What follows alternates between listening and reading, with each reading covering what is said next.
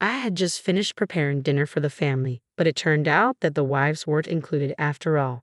Oh well, I thought. My heart was overflowing with joy as I glanced at my husband and father-in-law, who both nodded in agreement. It was time to bring out the meal. As I searched through my bag, I found what I was looking for, an envelope. I held it up and said, "Mother, I found this." The envelope contained a note that began, "My name is Molly. I married my husband Kevin when I was 25. 3 years later, we welcomed our daughter, and we've enjoyed a happy life together as a family. After our child's birth, I returned to work, and we've been working hard to balance parenting with our careers. One of the biggest challenges in my life has been dealing with my mother-in-law. She's often been the center of attention in the family and has a tendency to make everything about herself. My husband Kevin is the middle child of 3 siblings. He's the only one who is married. His siblings are still enjoying their single lives. My mother-in-law, who likes to think of herself as the Madonna of the family, has always been a difficult presence. She often refers to herself as the family's Madonna, and I suppose she really believes it. When I entered the picture as the only daughter-in-law, the dynamic shifted. My father-in-law and Kevin's siblings treated me with care, but my mother-in-law saw me as a rival.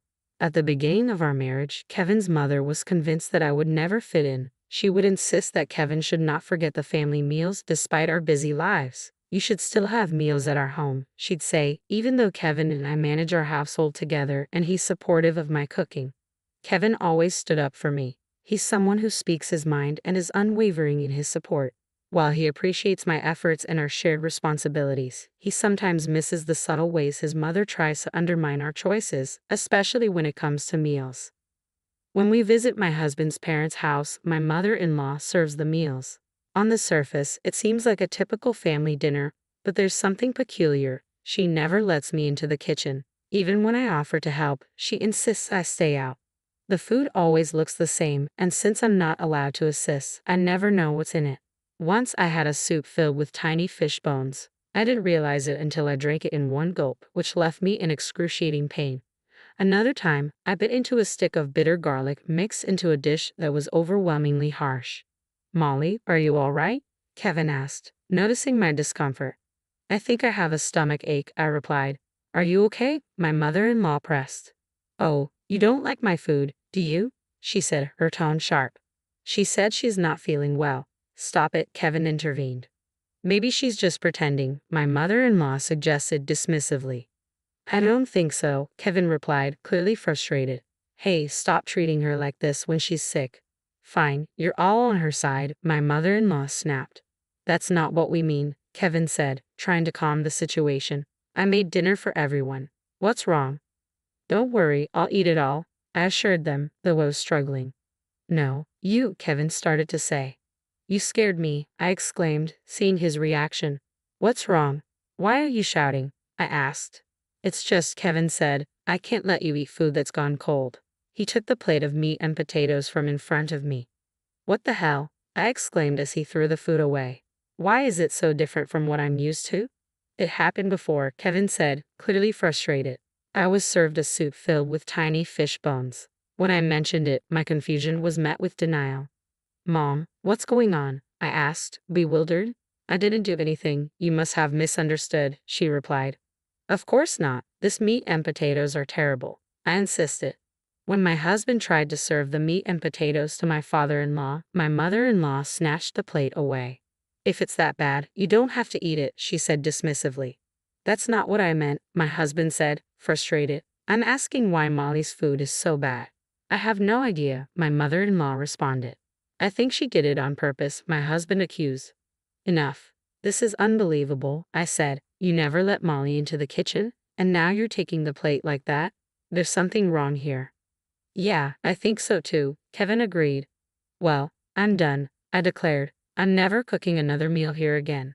In the end, my mother-in-law never admitted any fault or apologized. Kevin used this as an opportunity to stop visiting his family. The rest of the day was relatively peaceful until something unbelievable happened. While I was away on a business trip, I returned to my hotel after a meeting and saw my mother-in-law walking hand in hand with a man in his 20s. "What? No way," I gasped, frozen in disbelief. I was sure of what I saw.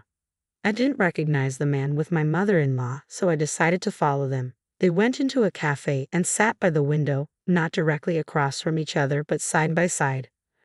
I quickly began filming. As I watched, their faces grew closer together. I was horrified and couldn't bear to watch any longer. After about half an hour, they left the cafe and headed to a hotel.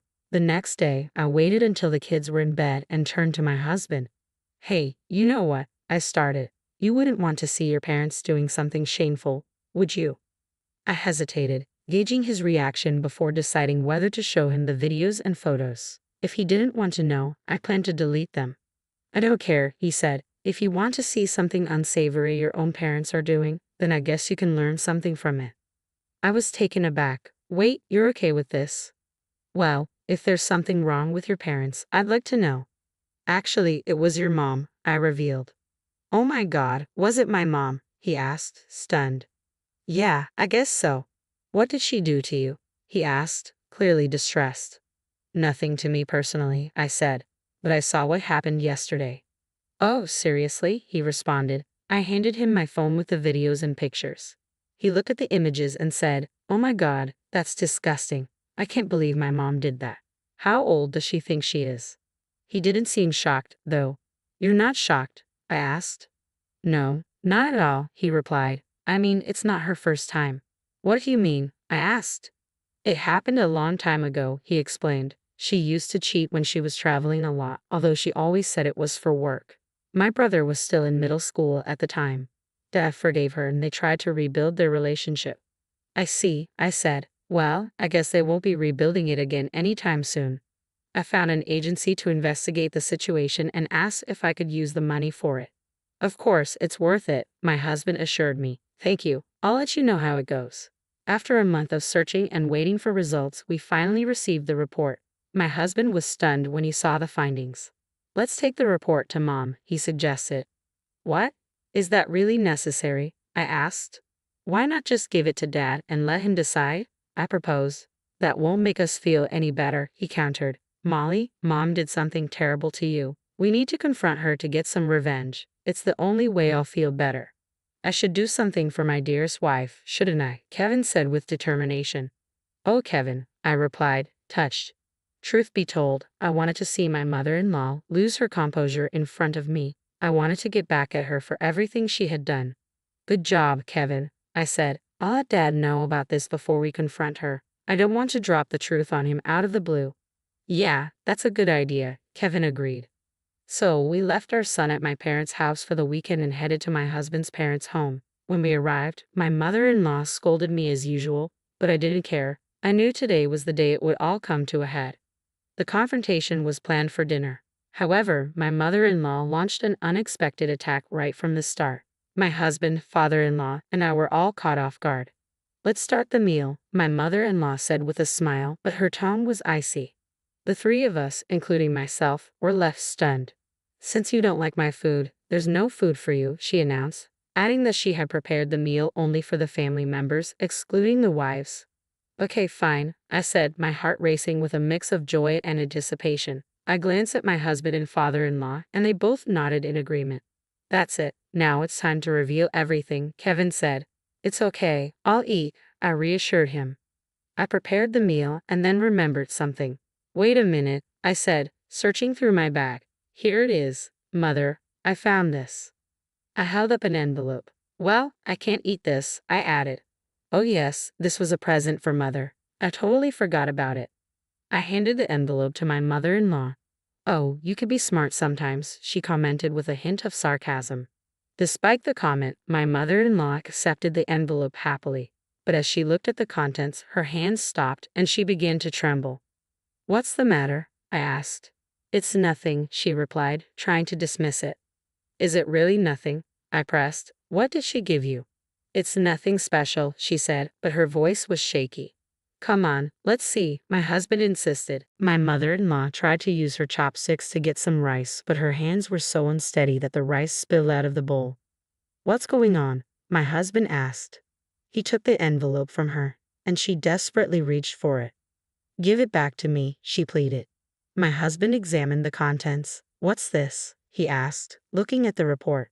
It looks like an old woman is paying the young man for a date, he observed. You should check the other side too.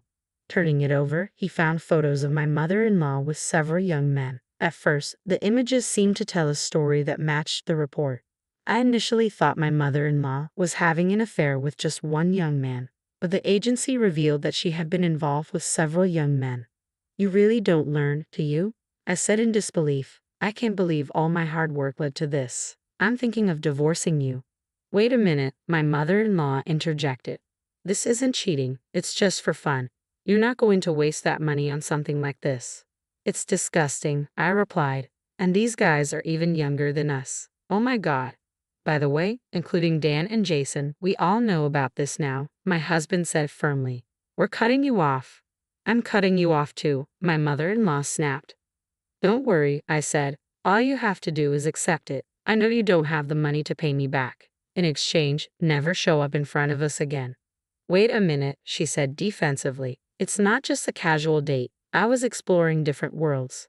Right, Molly? You go out to eat with another man sometimes. No, not at all, I replied. I have to spend money on men who aren't part of my family. It's a waste. I'd rather spend it on Kevin or Little John. Don't do this to me, she pleaded. You're a woman too, aren't you? She asked. Yes, I am, I said. But what's your point? I'm saying it's never enough to just be a wife or a mother, isn't it? She challenged. That's disgusting, I retorted. Then why don't you stay single? You, she shot back. I bet you would cheat too. Don't insult Molly, my husband defended. She's not like you. We all know that. Well, this is a good opportunity for me to tell you something, I said, preparing to address the matter further. I was planning to divorce you after I retired, but this timing works out perfectly, I said.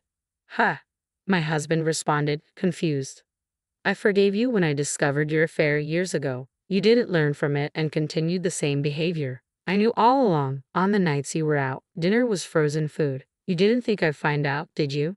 It's all your fault. You weren't there for me, he retorted. That's what you do. You blame everyone else. It's a miracle my son turned out well with a mother like you. We three saw you as a negative example. I think you're the reason Dan and Jason are still single. With a spouse like this, you're seriously screwed. Oh, sorry, I forgot. This person was once that spouse. That's a good start. Now get out of my house. I'm not giving you any of my retirement money. Wait a minute, I'm entitled to half of it, and I am entitled to alimony. Alimony can only be claimed from 3 years ago. Since you were cheating back then, it's going to be quite a sum. My mother-in-law paused, considering this. She looked dazed and confused. Where is she going? I wondered aloud. She must have gone back to her parents' house, my husband said. After that, my mother-in-law never returned. The divorce was finalized and she was left penniless. She moved back to her parents' house, but now that the money was gone, she found herself cut off from the young men she'd been seeing. Instead of being welcomed back, she was made to work full-time by my husband's grandparents. She now works at a supermarket near her parents' house.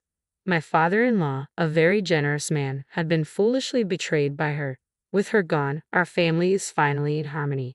Dan and Jason, who rarely visited before, now come around often and have even started talking about marriage. I'm genuinely happy for them. Everyone is smiling, and I'm excited to share that I'm pregnant with our second child. I'm committed to putting my family first. It's upsetting to have had such a mother-in-law, but it seems that people who engage in affairs often lose their way. My father-in-law can finally enjoy his later years in peace. Thank you for watching until the end. Please subscribe to our channel if you enjoyed this video. See you in the next one.